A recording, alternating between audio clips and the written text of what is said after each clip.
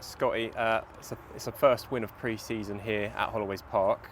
What did you make of that one after playing the full 90 minutes? Yeah, I thought Beaconsfield were very good in the first sort of 20 minutes, caused us a few problems, and we knew what the problems were. Anders told me his team last night, and I told him my team as well. So we did it for good reason, and thought, right, how do we try and problem solve? But we would have changed things, I think, in the first 20 minutes if it was a league game. We played with one sitter and sort of two number 10s. They played with one sitter and two number 10s, and they picked up more second balls. They used the ball better for the first 20 minutes, caused us a few problems. And like I said, if it was a league game, probably would have spun things around and matched them up. But we didn't want to do it because it's pre-season, it's where you learn. But the first 20 minutes, yeah, like I said, I thought they were really, really good. I thought we then got into the game. I think when we moved the ball quickly, I thought we were good at times. There's still a lot to work on. But as you can imagine, there's 5 or 6 probably new players in the squad today that started the game. So it's building blocks. We're never going to be perfect. The second game of pre-season. So overall, it was a really good test. And then obviously personally, like you said in the question, 90 minutes was my plan. I've not trained as hard as the rest of the boys. Been having to do sort of jobs around the ground on a Tuesday and Thursday night that have been required, so it hasn't really given me the time to train. But I wanted to play 90 minutes with Dan Bayliss at centre half because he's new. I think he's got a really massive, bright future.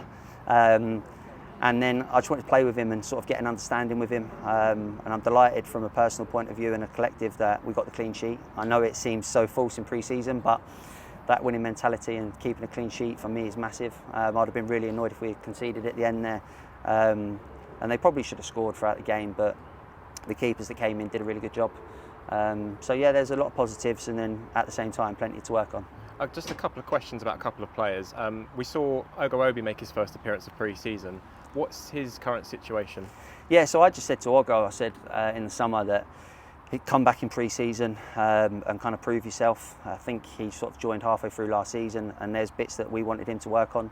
And he was willing to kind of do that and show us, so it's great to have him back. But at the same time, he's had a lot of interest in the summer, so there's been other clubs that have been getting into him at times and speaking to him, but he wanted to come back and try and earn a deal because we believe in him. We believe in him that there's a good player in there, but there was a few things that we asked him to work on and sort of add to his game. So that's kind of where we're at the moment with Ogo. But he's a great lad. We think a lot of him, and I guess it's down to him now.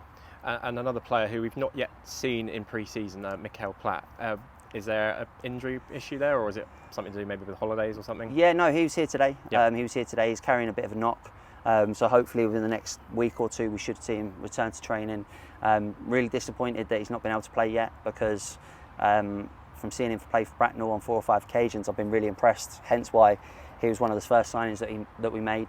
Another player that we can't wait to get going. Lovely lad. So he's doing all he can to get back fit. He's frustrated as hell. He wants to play. He's itching. So that's the reason behind Mikel. But hopefully it's nothing too serious, and he can start getting some minutes soon. And a significant announcement this week with the National League South fixtures coming out. Having seen the first 4, 5, 6 fixtures, what were your thoughts when you first saw them? Strange one, really. I think Maidstone away, some people say it's a really, really difficult game, which it is. I look at it as a free hit. No one expects us to go to Maidstone and win. Can we sort of upset the odds? Hopefully. We've done it before. There's no reason why we can't. I think it gives us a few weeks now to prepare for that game. We'll know what to expect. They've been training probably for 6 weeks by the first game of the season, full time as well, so they'll have double the amount of fitness that we'll have, but we need to do everything we can to try and match that on the day. And we'll be doing that, like getting 90 minutes today for me and Dan is for a reason. But yeah, the first 5 fixtures I always look at. I think Dover at home, not too sure what they'll be like. There's a lot of changes. And then you look at Worthing, Torquay and Western. So there's no easy fixtures. It could be any 5 teams in the league, and I think you'd look at it the same. We're going to have to play them all at some point, home and away. And like I said, we just want to be competitive. We want to get to the best possible standard that we can be by August the 5th. And hopefully that's better than what we showed in the first 20 minutes today. Obviously the team was a little bit disjointed. There were some players that played in the second half that are our signed players. People like Joe Dandy, Monash, for example. Myself and Bayliss, and then in the first half there was a lot more signed players. So it's just about getting people the right minutes at the right time, and then Tuesday night we'll flip it around again.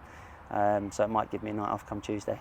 And as you said there, next week, Tuesday and Friday, we have 2 home games. Are you looking forward to getting some of the new signings playing in front of some fans who may have not come to some of the away games so far? Yeah, absolutely. I think 2 good games. Wingate will be a good side, and then obviously the Brentford B, which is a bit more of a standout fixture for us. I think the fans that came here today, yet again, there's probably a couple of hundred maybe, I'm not sure, scattered around the ground, so I didn't know where to clap at the end, so I wasn't too sure, but really appreciate their support. But I realised today it's not just for us and the boys, it's for unders as well, Trenty, Sam Togwell, that were great servants to the football club. So really good day. I think it's an enjoyable one, so I'll go and hopefully enjoy a pint in the bar now with unders. So now, all in all, really good workout, and a fixture that I'm glad that we've had, because I think the other people on the other side of the bench in the Beaconsfield dugout fully deserved it. Good friends of mine, good friends of all the fans and people at the football club. So really happy overall. Brilliant. Thank you, Scott. Cheers, See you on Tuesday. Thanks, mate.